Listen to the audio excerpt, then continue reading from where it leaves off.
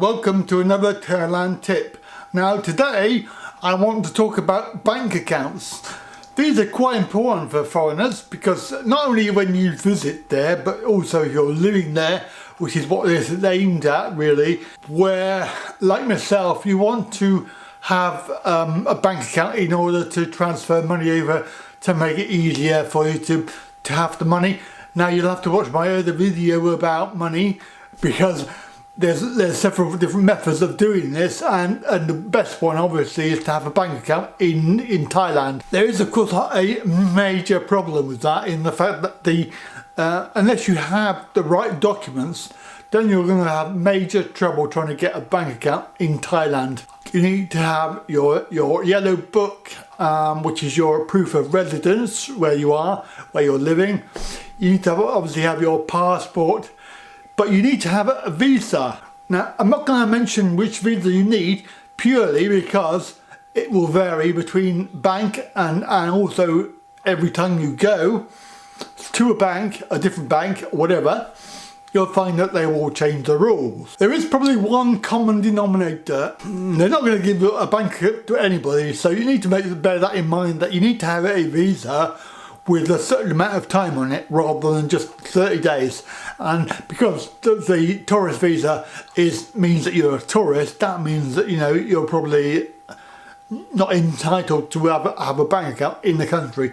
I mean, it's much the same as it would be in the UK, where you have to have proof of your residency and your eligibility to live here, because they're not going to give a bank account to anybody. So when you've got your visa, your passport, your yellow book, and you go into the bank and you will ask them, they may even say that you have to have a work permit.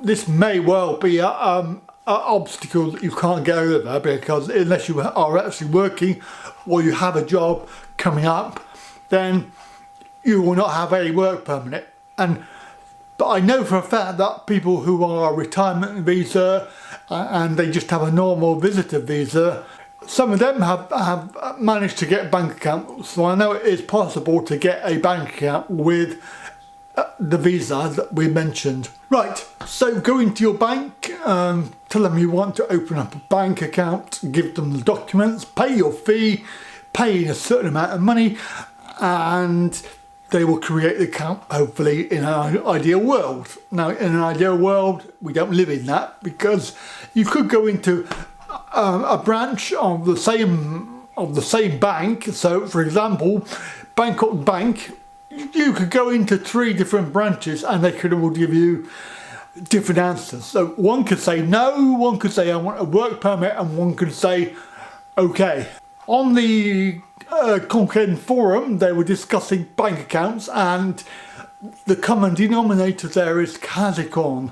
So if you go through the Kazakhstan bank, which is the one with the green logo, then it's more than likely that you'll get a bank account with them. And what I would do then is use my Western Union, and I would transfer over large amounts of money over to my Thailand account from the UK.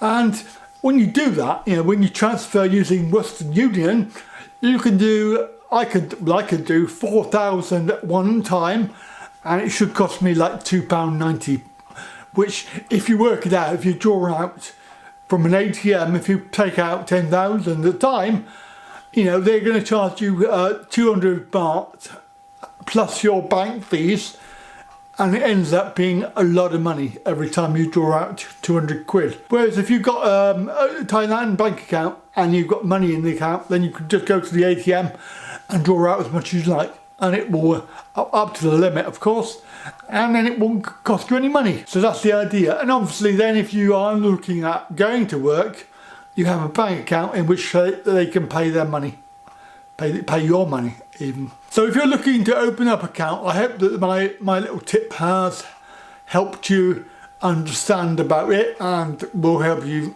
get the bank account that you want. Thank you for watching, and come back again soon for another Thailand tip.